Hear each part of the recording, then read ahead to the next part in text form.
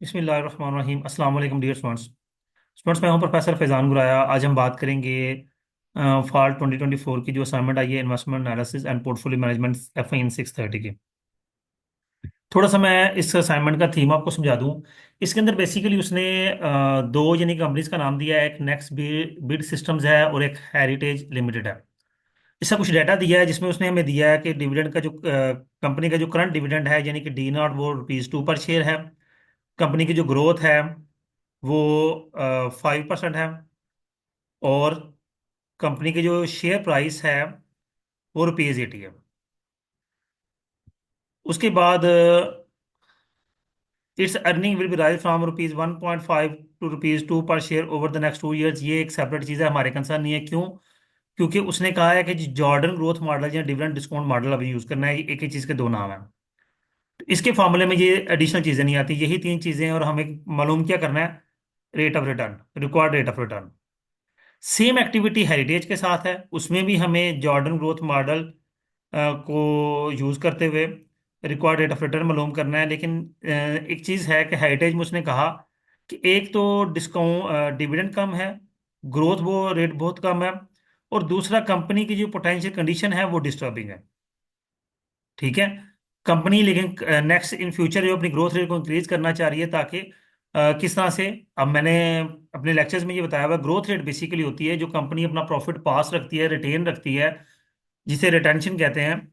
उसके through growth calculate होती है। तो कंपनी अपने डिविडेंड को कट ऑफ करके ग्रोथ को बढ़ाना चाह रही है।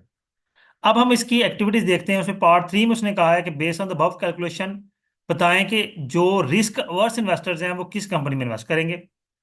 तो रिस्क अवर्स इन्वेस्टर्स वो होते हैं जो कि रिस्क लेना नहीं जानते, यानी कि रिस्क लेना चाहते ही नहीं है। ठीक है, रिस्क डरते हैं। और पार्ट 4 में उसने थोड़ी सी कैलकुलेशंस को चेंज करके उसने कहा है कि दोबारा से कैलकुलेट करें। तो ये सारी कैलकुलेशंस को हम यहाँ पे देखते हैं अपने प्रॉपर जो मैंने सॉल्व किया है।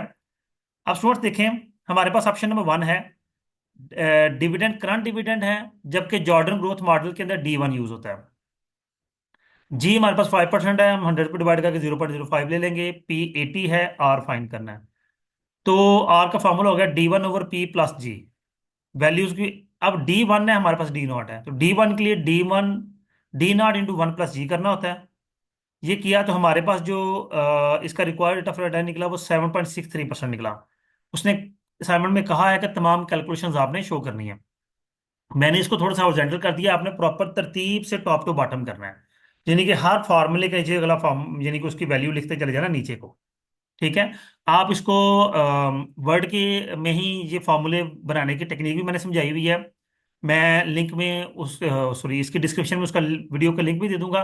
उसको देख लीजिएगा कि MS वर्ड में किस तरह से हम फार्मूलाज लिखते हैं। अगर आप मैथ ऐप को यूज करना चाहते हैं, मैथ ऐप को, तो आप यूज कर सकते हैं, प्रॉब्लम नहीं है। ऑप्शन 2 के अंदर सेम हमने किया उसके लिए, हेरिटेज के लिए। तो उसका 9.65% रिक्वायर्ड रेट ऑफ रिटर्न निकला। अब देखिए, इसका मतलब ये हुआ कि कंपनी ग्रोथ कम है और रिक्वायर्ड रेट ऑफ रिटर्न ज्यादा है, तो ये कंपनी ज्यादा रिस्की है। ऑप्शन ऑप्शन 2 वाली। ऑप्शन 1 वाली कंपनी जो है वो कम रिस्की है कि उसका ग्रोथ ज्यादा है और रिक्वायर्ड रेट ऑफ रिटर्न कम है। ऐसा हो तो प्राइस देखें 80 है और इसकी प्राइस 20 है। There is a big difference. तो जितना रिस्क कम होगा उतनी प्राइस कंपनी की ज्यादा होती है। ऑप्शन 3 में आते हैं। For risk averse investors Next Beat Systems is best option because it has low risk then that of Heritage Limited. Option 4 में उसने कहा ये D0 हमारा 1 हो गया, जी 5% है, कर लिया हमने। आर जो है वो प्रीवियसली है, तो वो कह रहा है नई प्राइस फाइंड करें। तो नई प्राइस हमारी निकलती है 22.58। वैल्यूज फार्मूला हर चीज आपके सामने गिवन है। अगर फिर भी आपने फार्मूला देखना हो तो गूगल पे लिखें जॉर्डन डिविडेंड डिस्काउंट मॉडल या जॉर्डन ग्रोथ मॉडल, आपको फार्मूला मिल जाएगा। ठीक है। अब इसमें वो बता रहा है रिकमेंड करें कि इम्पैक्ट 3 पार्ट 3 में जो हमने वो डिसाइड किया कि रिस्क अवर्स इन्वेस्टर्स जो हैं वो नेक्स्ट बिट में जाएंगे, इसमें नहीं आएंगे। तो कोई ग्रोथ रेट चेंज होने से, प्राइस चेंज होने से कोई फर्क पड़ेगा? तो चूंकि स्टिल ये कंपनी रिस्की है, तो रिस्क अवर्स इन्वेस्टर्स इसकी तरफ नहीं आएंगे, क्योंकि इसने अपने डिविडेंड्स को कम करके अपनी ग्रोथ को बढ़ाया है।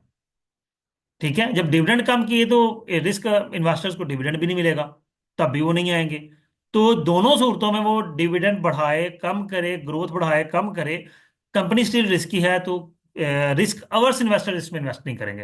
हाँ, रिस्क टेकर्स का एक सेपरेट एलिमेंट है, वो इन्वेस्ट करना चाहें तो कर सकते हैं। जी स्टूडेंट्स, ये आपकी कंप्लीट असाइनमेंट थी।